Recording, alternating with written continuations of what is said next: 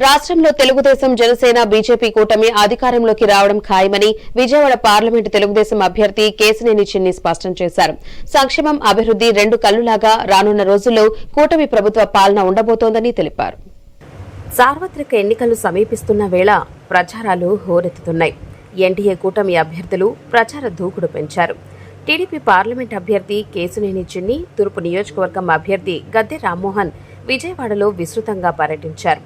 అమ్మ కళ్యాణ మండపం వద్ద నుంచి ప్రచారాన్ని ప్రారంభించిన కేశినేని చిన్ని, గద్దె రామ్మోహన్ కి పార్టీ శ్రేణులు మేళ తాళాలతో ఘనస్వాగతం పలికారు.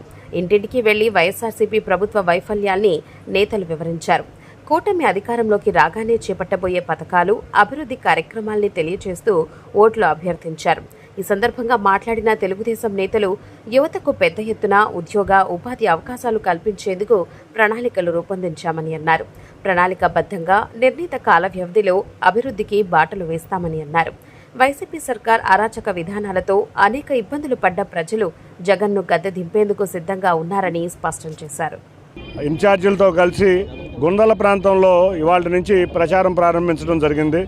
దీనికి ఈ ప్రచారానికి తెలుగుదేశం కార్యకర్తలకి, జన సైనికులకి, అంతేకాకుండా భారతీయ జనతా పార్టీ కార్యకర్తలు అందరూ ఉత్సాహంగా పాల్గొన్నారు. వారందరికీ పేరు పేరున ధన్యవాదాలు తెలుపుకుంటూ, ఈ ప్రాంత ప్రజలు నిత్యం చాలా సమస్యలతో ఉన్నారు. అందుకనే ఈ ప్రాంతాన్ని ముఖ్యంగా ఎన్నుకున్నాం. మొదటి ప్రచారం ఈ ప్రాంత సమస్యలు గత 2019 నుంచి 19 వరకు గద్దె రామ్మోహన్ రావు తెలుగుదేశం పార్టీ ఆధ్వర్యంలో బ్రహ్మాండంగా జరిగినాయి. రేపు రాబోయే ఉమ్మడి ప్రభుత్వంలో ఈ ప్రాంత సమస్యల మీద మొదటి దృష్టి మా ఎమ్మెల్యే గారు కానీ నేను కానీ చూస్తామని తెలియజేసుకుంటూ, ఈ ప్రాంత ప్రజల సమస్యలే మా యొక్క ముఖ్య ఎజెండా. తప్పకుండా మేము ఈ ప్రాంతం మీద అత్యధిక దృష్టి పెడతామని తెలియజేసుకుంటూ ప్రతి ఒక్కరికి తెలియజేస్తున్నాం. చాలా ఇబ్బందుల్లో ఉన్నారు.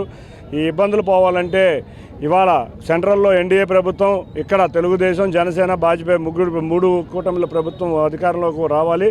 రాష్ట్రం అభివృద్ధి చెందాలి. పిల్లలు తమ కాళ్ల మీద తాము నిలబడాలని కోరుకుంటూ అందరికీ ఇక్కడికి వచ్చిన ప్రతి ఒక్కరికి పేరు పేరున ధన్యవాదాలు. Thank you. వైఎస్ఆర్సీపీ పార్టీ జెండా పట్టు తిరిగినట్టుగా వాళ్ళ పక్కన తిరగటమే తప్ప సమస్యల మీద ఏమాత్రం పట్టించుకోవాలి. ఇవాళ చుక్క నీరు, కొండ ప్రాంతంలో చుక్క నీరు రాకపోతే వాళ్ళు పడే బాధ ఎలాంటిదో ఒకసారి గమనించాలని కోరుతా ఉన్నాం. గతంలో నారా చంద్రబాబు నాయుడు గారి నాయకత్వంలో కొండ ప్రాంతం అంతా 2 బ్రహ్మాండమైన వాటర్ ట్యాంకులు కట్టి నీటి కొరత తీర్చడం జరిగింది. కానీ వాళ్ళ నీరు ఇవ్వలేని స్థితిలో ఈ కార్పొరేషన్ ఉంది. చాలా దురదృష్టకరం. రానున్న కాలంలో ఈ కొండ ప్రాంతంలో మంచినీటి సౌకర్యం సమృద్ధిగా 24 గంటలు ప్రతి ఇంటికి కూడా కుళాయి వచ్చే విధంగా ఏర్పాటు చేయడమే కాకుండా రహదారులన్నీ శాశ్వతమైన పరిష్కారంగా రైలింగ్ వేసి మెట్లు కట్టించి వాళ్ళు అన్ని సౌకర్యాలు, మౌలిక సౌకర్యాలు కల్పిస్తామని చెప్పి ఎస్సీ ఎస్టీ సప్లాన్ని మరలా తీసుకొచ్చి కోట్లాది రూపాయల నిధులు ఈ యొక్క డివిజన్ 5వ డివిజన్లో ఖర్చు పెడతామని కూడా తెలియజేస్తున్నాను. ప్రజలందరూ కూడా గమనించాలా. ఇవాళ గంజాయి మైన్తో, మద్యం మాఫియాతో ఇవాళ యువత అంతా కూడా నిర్వీర్యం అయిపోతా ఉన్నారు. ఇక్కడ ఒకళ్ళు కొట్టుకుని మనుషులు చచ్చిపోయే సందర్భాలు కూడా ఈ ప్రాంతంలో చూసాం. ఇవన్నీ కూడా దురదృష్టకరం. అలాంటి అసాంఘిక శక్తుల్ని దూరంగా పెట్టి అదేవిధంగా ఏదైతే మనకు కావాలో, మనకు కావాల్సిన సౌకర్యాలు ఏర్పాటు చేసే తెలుగుదేశం పార్టీని బలపరచమని మీ అందరిని కోరుతా ఉన్నాయి. తెలుగుదేశం పార్టీ